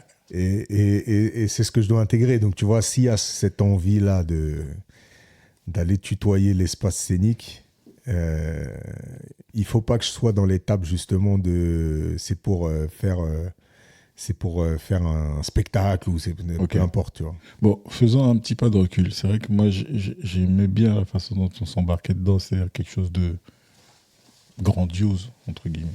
Faisons un petit pas de recul et disons une petite activité, la prochaine petite création, même s'il n'y en a jamais de petite. Ouais. C'est quoi la prochaine œuvre?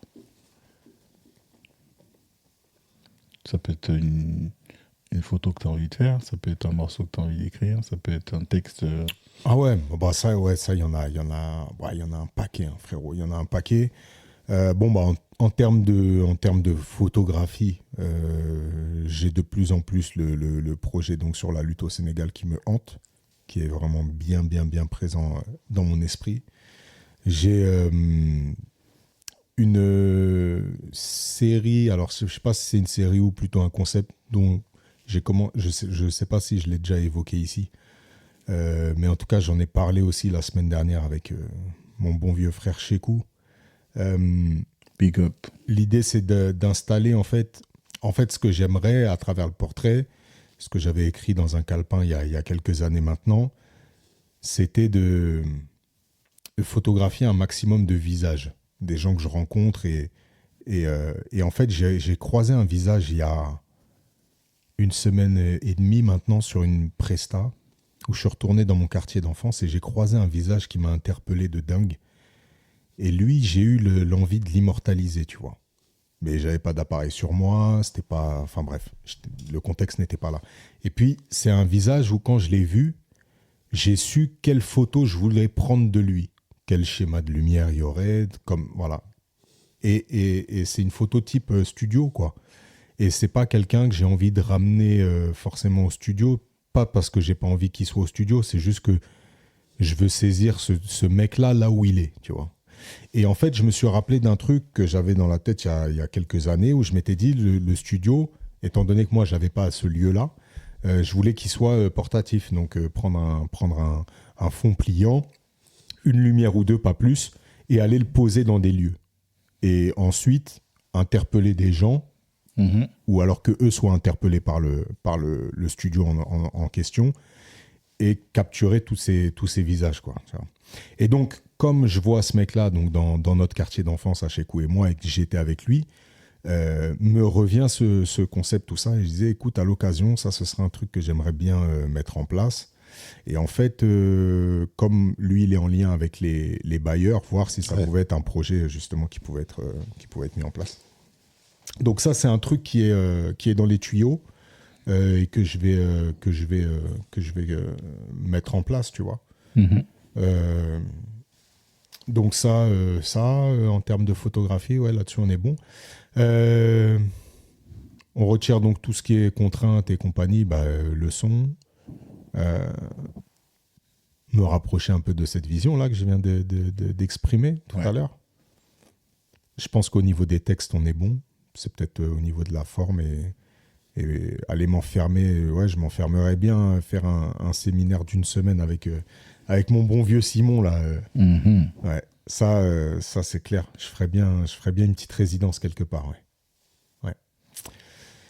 Et puis voilà, je pense Monsieur Sax ou autre. Non, franchement c'est ça. Je pensais qu'à ça. Faudrait que je joue plus. Là j'étais en train de me dire comment je pourrais faire pour jouer plus, parce que là en vrai j'ai gardé quand même le mercredi matin. Je prends des cours le mercredi matin avant d'aller au taf. Donc c'est sportif, ça lance bien ma journée, mais ça reste sportif et je pourrais pas le faire tous les matins parce que quand il arrive, en général, je suis décalqué. Ça me laisse le dimanche, lundi, c'est bien, mais j'aimerais bien inclure ça dans une routine vraiment quotidienne.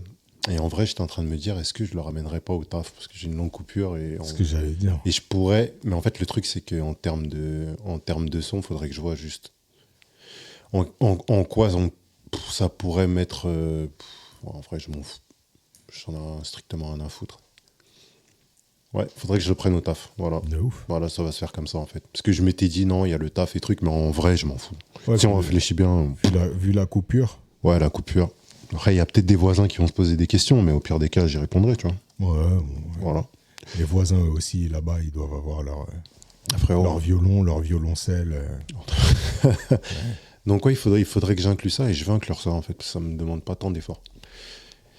Et c'est une solution qui est beaucoup plus simple que ce que je m'étais imaginé dans ma tête au final. Donc ouais, il y a ça. Et je me disais il y a quelques jours, mais je t'en ai pas parlé, frérot. J'aimerais bien qu'on fasse un truc ensemble. Parce que je cherchais des notes, en fait, et ça me faisait chier. C'est chiant. Enfin, retrouver des mélodies au saxo, c'est pas impossible, mais à mon niveau, ça me prend plus de temps. Et je me dis, ouais, et j'ai un clavier chez moi, tu vois. Donc des fois, je prends le clavier, je retrouve les notes au clavier, et je le joue au saxo. Et je me dis, ce serait quand même cool que mon pote qui fait du piano depuis quelques temps vienne et tu vois. Je précise que c'est pas de moi qu'on parle là. Ouais, non, Vincent. Toi, on va te trouver un triangle ou un truc. Non, mais attention, méfie-toi, il a envoyé dans le sac l'autre jour. Il faut se méfier, les gars. Attention. Ah, mais c'est pareil, que si je me mets au sac, c'est pas pour. Mais en plus, j'allais te poser la question, toi qui aimes tant la musique, t'as jamais voulu essayer? Non, c'est parce que je veux pas essayer, moi, je veux éteindre. Mais t'as jamais voulu essayer d'éteindre?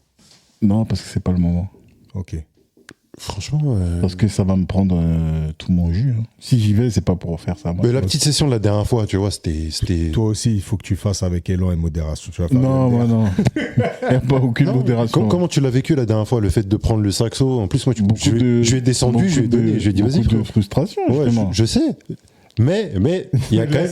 Il a activé le mode têtu, regarde. Non, attends. Non, regarde. Mais, tu vois, la différence, c'est que moi. Le regard torve. De la goyave. Il est moins dangereux quand il est plus détendu. Non, c'est que moi je vais pas à l'affrontement avec Sergio. Gros. Non, il n'y a pas d'affrontement. Je t'ai dit jusque-là. Je me suis dit. Il a dit non, j'ai vu le chemin pour éteindre. Je me suis dit, non, là, c'est pas possible. Ouais, la sensation. J'ai vu quand même des sourires sur ton visage quand le son sortait et que, tu vois. Oui, c'est cool. Mais c'est largement insuffisant. Oui, je suis d'accord avec toi. Ça veut dire que si je fais la deuxième session, il faut que j'éclate ce que j'ai fait avant. Puis je vais en vouloir une troisième. Le sax, c'est dur, frère. Fais de la guitare et piano, là. C'est quoi, très rapidement, tu vas. Franchement, je sais pas si c'est tant dur que ça dépend des gens, frérot. Moi, je pense que. Attention, j'ai fait du solfège.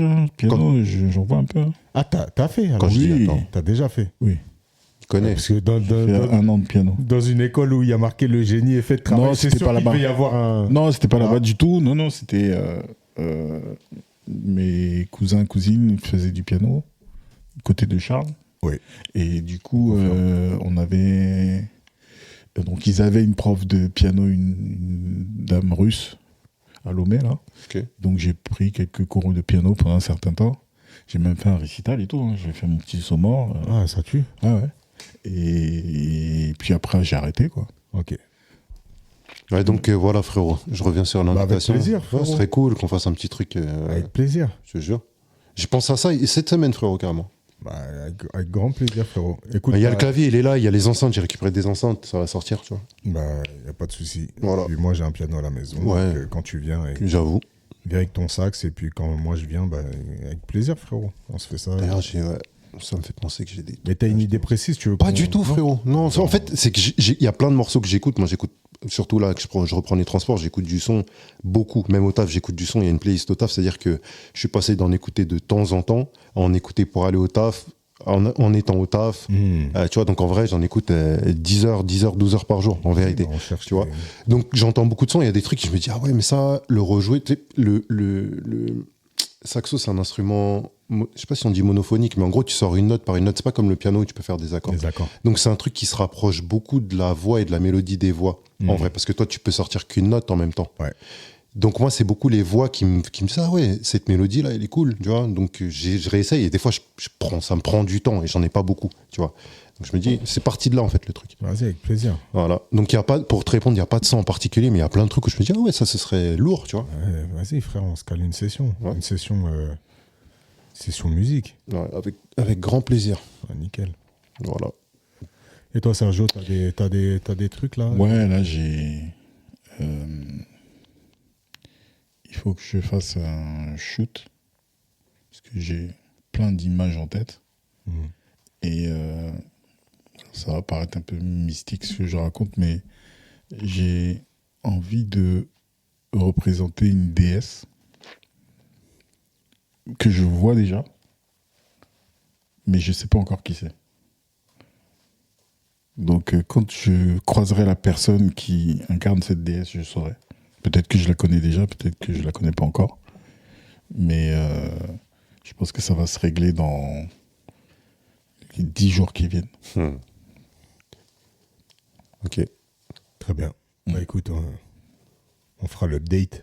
On fera l'update, ouais. Mais ouais, je peux pas dire l'image parce que c'est pas une image vraiment, mais je le vois déjà, quoi. Je sais déjà ce que ça va être.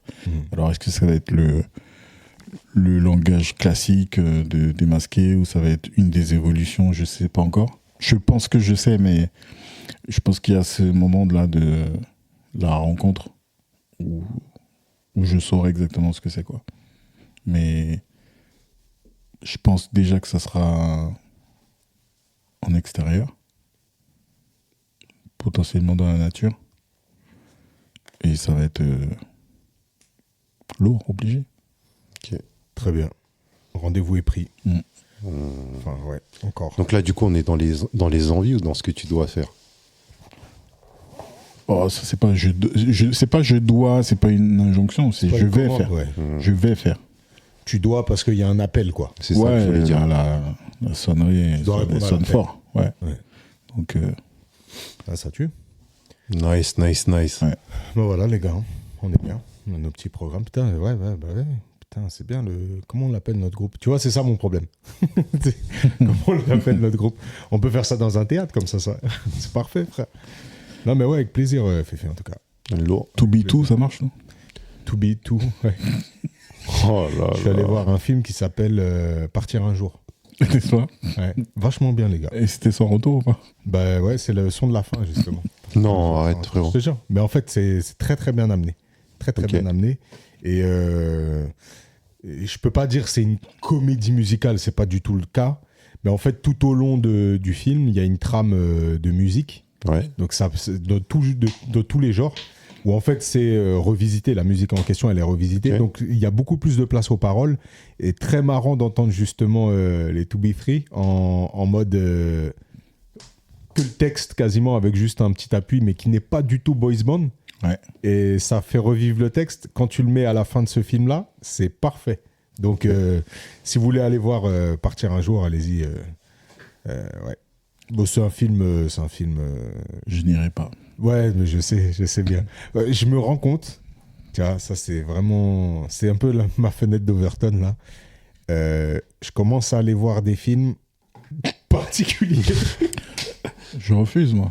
Parce que le temps est tellement précieux. Tu sais que je suis allé voir Bondiou. Tu connais Bondiou? Pas du tout, et je veux pas Tu savoir. veux que je pitch ou pas? Non, c'est bon. Si, bien sûr que tu veux que je pitch. T'explique. C'est l'histoire d'un jeune homme en Franche-Comté. C'est bon, on a compris, merci, au revoir. Oh, t'es vraiment un enfoiré. Je kiffe cette région en plus, c'est une dinguerie. C'est un jeune homme en Franche-Comté dont le père, qui est fabricant de fromage, meurt. Ok. Et c'est un jeune homme qui est totalement démuni sur le plan culturel, intellectuel et social et financier. C'est un démuni. Et qui va être un peu en charge de sa petite sœur. Et qui va se lancer dans l'aventure de la fabrication du comté. Voilà. Moi, j'ai décroché depuis...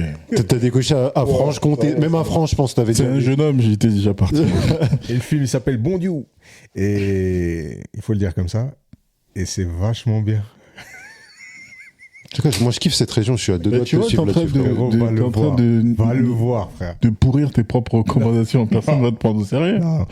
Non, mais en fait, je me rends compte, vraiment, tu sais, à force d'y aller solo, tu confrontes jamais tes choix à quelqu'un d'autre. Et tu finis par aller voir des sacrés films. Hein. J'ai vu des sacrés films. Ça va aller. Il y a un film là que je vais aller voir, là, mais celui-là, il a l'air bien, hein, Sergio. C'est sur la communauté indie, là, mais en France, là. Ah ouais, attends. Je sais plus, ça commence par un J, Jiagla. Je vais pas le dire avec l'accent. S'il te plaît. Je crois que j'ai vu un... Des genres de guerre de gang un peu. Ouais, j'ai vu. T'as vu, ça, c'est les trucs Là, on qu'on peut y entend aller. entre Sri et tout, là. Ouais. Dont on entend parler. On entend parler, mais que parce qu'on connaît quelques Sri. Exactement, c'est ça le Mais truc. sinon, c'est C'est ça, le grave. truc. Ouais. Et celui-là, il faut que j'aille le voir. Là, je veux bien, tu vois. Mais ton truc de Franche-Comté, t'es tout bétoué, là, non merci. Il est bien. Partir loin, partir un jour est vachement bien. Vachement bien. Un jour, peut-être. Et Pas du tout. et voilà. Je vous ai dit, les gars, par contre, là, sérieusement, et celui-là, il est confort. L'amour, c'est surcoté de Mourad Winter, là. C'est un auteur que j'aime beaucoup. Son film, il est magistral. Il est magnifique. Donc, avec Hakim Gemili et ma pépite, Benjamin Tranier. Ouais, Toi, là, tu lui- recules, non, mais- t'es là, t'es pas bien. Va le voir, frérot. Non, mais en plus, j'ai reculé sur Hakim Gemili alors que c'est un mec que j'aime. Bah, Je peux pas dire que je l'aime bien, mais vas-y, ce qu'il Non. fait, j'aime bien, tu vois. Moi, c'est un mec que j'aime bien et je suis grave pas corda avec énormément de films qu'il a fait. Ouais, c'est ça, c'est Voilà, plutôt ça. où c'est vraiment Nanarland. Mais par contre, là, bah, il a été bien dirigé. Son personnage, il est juste. Là, Laura Felpin, là, j'aime beaucoup. Et Benjamin Tranier. Ah, lui, c'est mon Non, gars. mais là, son rôle, là, Benjamin Tranier, un chef-d'œuvre, frère. Un chef-d'œuvre. C'est une pépite, une masterclass, ce film. Donc, allez le voir, les gars. Franchement, il met du baume au cœur. Quand tu Ouais, j'ai par dire cette phrase. j'ai entendu beaucoup de bons retours sur ce film. Sergio, il veut même plus me regarder. Frérot, Non, Gars, je veux pas faire de guerre ce soir. Donc, je me suis... Blague à part, pour les petits recos, je me suis remis dans House of Cards, là. C'est une série sérieuse. hein. Sauvegarde, c'est du sérieux. C'est une série sérieuse. hein. Mais là, Non, c'est puissant. C'est une série sérieuse. T'allais lancer un spoil, mais je sais que t'es un homme... sur quoi Un je sais spoil pas, sur t'allais House dire- of Cards t'as dit, ouais, mais Non, même pas. Non, j'allais dire que c'est une série qui a été. T'es à quelle saison, là? La 2. Ben oui. Moi, je me suis arrêté Prends des par là. risques. Je me suis arrêté par là, moi. Non, moi, c'est pas moi qui vais spoil. J'avais arrêté. Je suis même plus pourquoi. Non, je sais que l'autre, Kevin Spacey, s'est fait tège, là, parce qu'en fait, finalement, son personnage ressemble beaucoup à son personnage. Ouais. Voilà, parce que tu vois les jeux, justement, de pression sexuelle et tout, là, qu'il met là. Ouais. Donc là, j'ai une double lecture, tu vois, c'est encore mieux, là. Là, je regarde les premiers épisodes en me disant, petit bâtard, va, tu savais bien incarner ton C'est pour rôle. ça qu'il était aussi bon. hein. Ah, il était bon, hein. Il est bon. hein. Donc voilà. Voilà, les gars. D'ailleurs, je crois qu'il a... Je crois que le dénouement du procès, ça a été il n'y a pas très longtemps. Là. Et la société de production lui réclame 31 millions de dollars. Ouais. Pour House of Cards. Ouais, puisque par sa faute, Bah ouais. ils n'ont pas encaissé ce qu'ils auraient dû, quoi. Bah, tu m'étonnes. De fou. Ça fait cher. Ouais, en plus, là, maintenant, tu vois que je connais pas du tout les épisodes qui viennent, parce que là, j'ai dépassé là où je m'étais arrêté. Mhm. Du coup, j'ai hâte de voir comment, justement, ils remanient le truc. Sans que tu m'en dises plus, frérot. Sans que tu m'en dises plus. C'est J'allais marrant. boucher les oreilles, I'm not Charles. C'est ça qui est grave marrant. I am not Charles. Je fais pas ce genre de trucs, Ouais, c'est moi. vrai. On Non, en dit Pour pas plus attendre. parce que Charles, il va entendre l'épisode, il va nous envoyer un message. Il va dire, Non, mais les gars, c'est pas un Il va spoil, dire- ça, les il va gars. dire, mais non, Chemou, t'inquiète pas, en fait, ce qu'ils ont fait, c'est que, et boum, c'est parti. Je vous avais dit comment la petite sœur de... Ouais, Ouais, non, elle avait spoilé le livre d'Eli. Aïe, aïe, Celle-là, aïe. c'était une punchline. Non, c'est incroyable. Bon, les gars, je trouve qu'on a bien pointé là aujourd'hui. Ouais, On est d'accord? efficace. Ouais. Donc, rendez-vous dans... C'est quand, là, votre Franchement, truc musical? je pense qu'on l'aura fait avant que l'épisode sorte, hein, en Ouais. vérité. Parce que celui-là, Moi, je pense... Ah, peut-être, hein. La semaine est chargée. Hein. Peut-être. bah, frérot, il sort dans. Pas tout de suite. Ouais, pas tout de suite, je pense. Ah pas oui, qu'il c'est sorte vrai, tout de on suite. a un Bah peu d'avance. Bon, Ah oui. s'il plaît à Dieu, j'aurais déjà trouvé ma déesse. Ouais. Ou mes déesses, parce que je suis pas encore sûr si j'en vois une seule ou plusieurs. Ok. On est bon. On est bon. Allez. Bah, faites ce que vous avez à faire sur Spotify. Une petite chanson de fin, je peux ou pas, les gars? Évidemment. Il fait ça comme si on l'interdisait. Genre, à chaque fois, il nous dit, oh les gars, je sèche, allez-y, moi je sèche. Non, c'est vrai. Ouais. Mais là, Là, t'as quelque chose. quand j'étais sur la route tout à l'heure, j'ai eu une vision.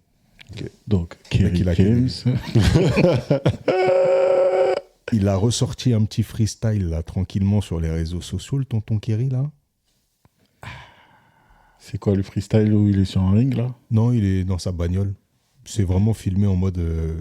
C'est pas un clip quoi, c'est juste il a envoyé ça pour les. Oui, non, mais c'est pour ça que je disais ça, c'est qu'il y a une vidéo qui traîne qui doit faire 8 ou 9 minutes, où ça commence par. J'ai pas tout écouté du coup, et il reprend des morceaux à lui, il a son téléphone, il est sur. Ah ouais. Enfin, il est certainement un entraînement de boxe, et puis il commence à refaire des textes. Ok. Là, ça dure 1 minute, c'est une exclue, et il a envoyé une petite masterclass quand même. Hein. Il fait bien plaisir. Mais non, on n'est pas avec Kerry James ce soir, on est avec Lino. Et donc, du coup, je me disais, si on avait Lino en invité, à quoi ça ressemblerait? Et d'un coup, j'ai eu le morceau Interview de Lino qui m'est revenu. Et je me suis dit... Tu sais, j'ai pensé à un truc tout à l'heure. Ouais. Et je me disais, comme on ne savait pas ce qu'on allait faire justement sur l'épisode, je me disais, et si on se prenait 1 minute chacun pour se dire qui est-ce qu'on aimerait bien recevoir, puisque ça fait un moment qu'on n'a pas eu d'invité. Ouais, clairement. Donc, soit tu as une personne, ou on peut même s'autoriser 2, ça serait un proche que tu n'as pas encore réussi à avoir, et quelqu'un de lambda, pas lambda justement, mais quelqu'un d'idéal que tu aimerais recevoir, et pourquoi. Donc, on envoie une petite bouteille à la mer. Et puis, exactement. Il y a tout un tas de gens, hein, mais on peut se faire ça à chaque fin d'épisode. Très bien. On peut s'en envoyer plusieurs. Pour aujourd'hui, je vais invoquer Lino. Ouais. Voilà. Lino, tu es le bienvenu, cher Lino. Ce sera un honneur de t'avoir ici sur le siège pour pouvoir discuter. En attendant, on se mettra à interview pour que tu puisses nous donner des réponses que tu as donné à tout un tas de personnes déjà.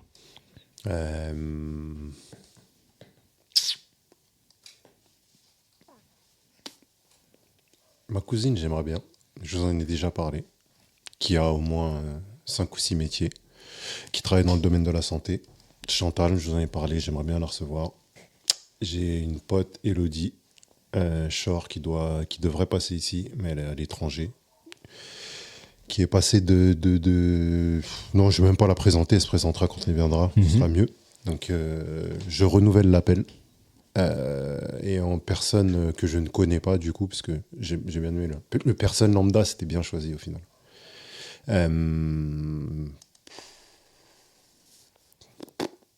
Je vais revenir, là, j'ai personne en tête comme ça. Ouais,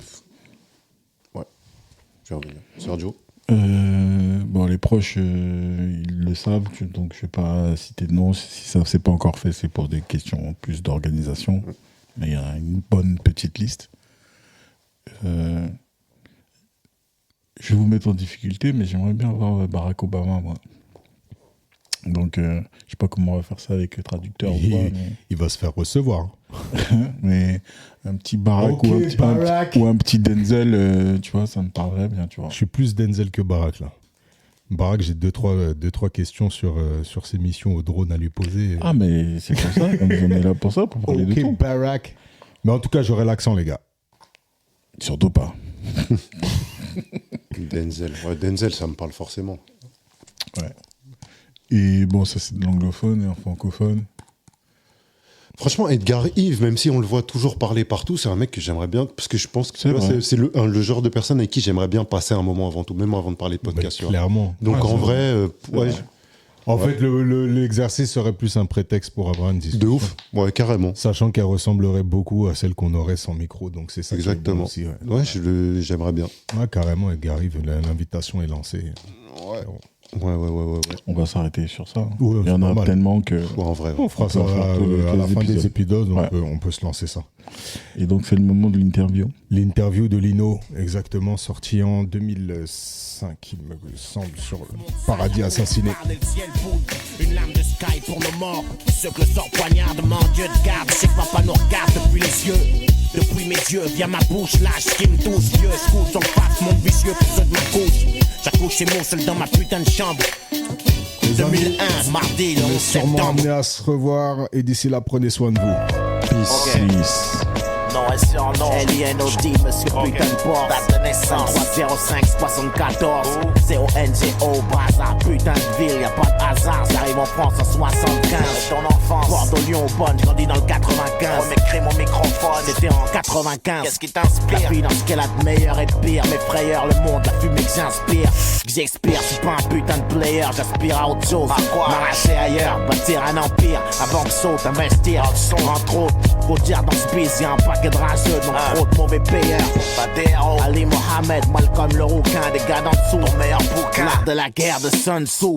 Aucun regret. Non, aucun, c'est peut-être un, mais j'ai du mal à m'en souvenir. Je devais être sourd. De quoi on pourrait parler? Ah ouais, ton meilleur chanteur. La liste est longue, mais je dirais Bob Marley pour rédemption de son. La meilleure arme, savoir, c'est vrai dans ce monde corrompu. Mais bon, un slash ou un calibre, c'est pas mal non plus. Et la politique, un bon président, c'est un mort, y'a pas de miracle. Les gens se demandent pourquoi on a raté Chirac sur les champs. Ghetto Star, la belle, ma clique, ville, belle connexion. T'as connu de bons flics? Non, j'ai pas compris la question. Ok, y'a la fin, les moyens. Et le premier justifie l'autre à rien. J'étais bon avant de toucher un stylo.